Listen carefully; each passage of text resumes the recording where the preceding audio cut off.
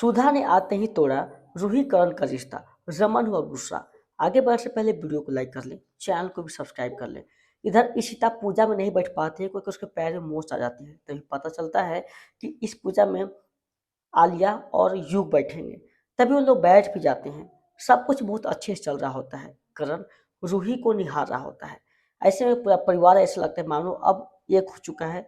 लेकिन इधर जो अरिजीत बात करता है करण से, तभी वो ये कहता है वो मेरे पापा ही हैं। उनके शक्ल बदल सकती है लेकिन उनके व्यवहार नहीं बदल सकते हैं। ये सारी बातें सुनने के बाद रूही को बहुत अच्छा लगता है कि करण भी अब सपोर्ट करने लगा है पापा को। लेकिन अचानक से जो है वहाँ पर मिनिस्टर साहब आ जाते हैं।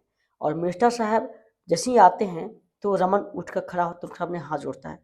तभी पूछते हैं कि आप कौन? तो इशिता खड़ा होकर बोलती है ये मेरे पति रमन भला है। तभी कहती है "ये रमन भला है"। तभी वहाँ पर जो है बात ही पूरी नहीं होती है। लेकिन वहाँ पर एक और बहुत बड़ा झटका लग जाता है क्योंकि वहाँ पर सुधा की एंट्री हो जाती है। और सुधा जो है अरिजीत से ऐसा लगता है मिली हुई है। ऐसे आते ही जो है करण संभालने की कोशिश करता है अपनी मॉम को। बट वो आते ही मिलते हैं रमन भला से, जहाँ पर ये कौन है? तो ये रमन भला है। ये कैसे हो सकता है? रमन भला का ना आवाज़ है, ना शक्ल और सूरत, कैसे हो सकता है? जहाँ पर बहुत मुश्किल से वो इशिता सोचती है उस पल को हैंडल कर लें, लेकिन रमन जो है गुस्सा करने लगता है। ऐसे में जो माहौल बहुत ज़्यादा बिगड़ जाता है। कहते मैं ऐसे में कभी शादी नहीं कर सकती हूँ अपने बेटे का, जहाँ पर जो है कोई बहरूपिया आकर बोले वो रमन भला है। यानी ये सब रिश्ता जो है कोई गैर मर्द साथ रह रही है और सबको ये कह रही है ये रमन भला है, हम कभी यकीन नहीं कर सकते हैं। आप लोग बोलोगे हम मान लेंगे। बहुत तरह की बातें जो है वो सबके सामने बोलना शुरू कर देती हैं। लेकिन यहाँ पर जो है करण आता है, बोलता है मोम प्लीज़ एक साथ चलिए, मुझे आपसे ज़रूरी बात करनी है। लेकिन रमन इतना ज़्यादा हाइपर हो जाता है कि किसी को कुछ समझता ही नहीं है। लेकिन बहुत मुश्किल से उसको युग अपने अलग तरह का लेके जाते हैं बात करने के लिए।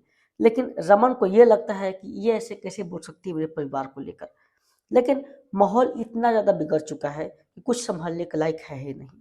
ऐसे में जो है इशिता बहुत समझाने की कोशिश करती है कि आप क्यों नहीं समझती हैं। लेकिन ये सब कुछ जो हो रहा होता है ना, मिनिस्टर के सामने ही हो रहा होता है, जहाँ पर अरिजीत और उसका दोस्त मिलकर खूब मजाक उड़ा होते हैं, हंस रहे होते हैं।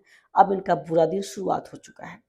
ऐसे में किसी तरह से करण चाहता है अपनी मॉम को मना ले, लेकिन उसको मॉम यही बोलती है मैं नहीं मान सकती हूँ कभी, और ऐसे घर में तुम्हारे कभी मैं शादी नहीं होने दे सकती हूँ। अगर रमन इस घर से निकल जाता है तो मैं भलाई तुम्हारी शादी करा दूंगी, लेकिन ऐसे तो कोई उम्मीद ही मत रखना तुम। तभी जो है रमन बहुत गुस्से से वहाँ से फड़फड़ा कर निकलने की कोशिश करता है। सारे परिवार वाले समझाते हैं और कहते हैं कि आप ऐसे बात क्यों कर रहे हैं, और अभी माहौल बहुत गर्म है। आप जानते हैं रूही आपकी हर एक बात को मानती है। वो शादी भले ही तोड़ सकती है लेकिन आपका दिल नहीं तोड़ सकती है। रूही जो है हाथ जोड़े हुए आ जाती है सुधा के सामने और कहती है प्लीज़ मोम आप मेरी बात समझने की कोशिश कीजिए। वो मेरे पिताजी रमन भला ही हैं। उनकी जो है कुछ बात बताने की कोशिश करती है, लेकिन वो जब सीधा भड़क जाती है तुम्हारी मोम किसी गैर मर्द के साथ रह रही है, ये है वो है, बहुत सारी बातें। लेकिन वहाँ पर अरिजीत आता है वो बात को ना गोल घुमाने के लिए। लेकिन वो बोलती है आपकी तारीफ। तो बोलती मैं अरिजीत हूँ, बट मैं आपको समझा रहा हूँ किसी के साथ ऐसा नहीं करना चाहिए। अरिजीत आता है बाहर और बात करता है मीडिया वाले से, जल्दी से आइए आपको हाई वोल्टेज ड्रामा है मिलने वाला है। जैसे ही मिनिस्टर के पीए जा रहे होते उसे भी रोक लेता है, कहता है रुकिए तो सही, इतना हड़बड़ी किस चीज़ का है? अरे अभी तो बहुत बड़ा मसाला मिलने वाला है, आप अगर हड़बड़ा के चले जाएंगे तो कैसे होगा? आप चाहेंगे तो मिनिस्टर साहब रह सकते हैं। तो कहते हैं हम जान रहे हैं, फिलहाल उनको गाड़ी आ रही है, हमें निकलना होगा। लेकिन रमन जो है शांत नहीं रहने वाला है क्योंकि उसकी पत्नी को जो बेइज्जती हुई है। और यहाँ पर रिश्ता ये बोली कि हम बस 2 मिनट का टाइम चाहिए, हम अपने पति को समझा कर लाएंगे। लेकिन यहाँ पर रमन को लगता है कि हम जो कुछ कर रहे हैं सब सही कर रहे हैं। इधर जो है इशिता बहुत अच्छे से समझाने की कोशिश करती है, लेकिन वहाँ पर जो है अचानक से रमन आ जाता है सबको रोकने के बावजूद भी, और वहाँ पर चिल्लाना शुरू कर देता है। ये सारे बर्ताव देखकर मिनिस्टर भी बिगड़ जाते हैं। कहते हैं ये रमन भला नहीं हो सकता है जो ऐसी वैसी बातें कर रहा है।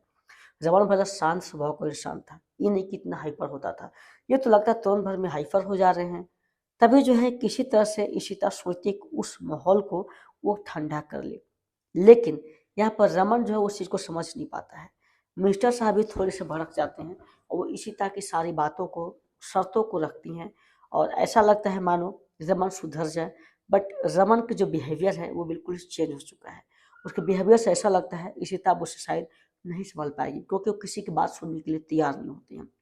ऐसे में इशिता के पास बहुत बड़ी जो है चुनौती आने वाली है, जिसका कि आने वाले एपिसोड में दिखाया जाएगा। सच में सुधा जो है करण रूही की शादी को तोड़ देते हैं। ऐसे में और बहुत बड़ी मुसीबत खड़ी हो जाती है, जिसका पूरा एपिसोड स्टार उत्सव जियो हॉटस्टार आप देख सकते हैं। वीडियो को लाइक करके चैनल को सब्सक्राइब कर लीजिए। धन्यवाद।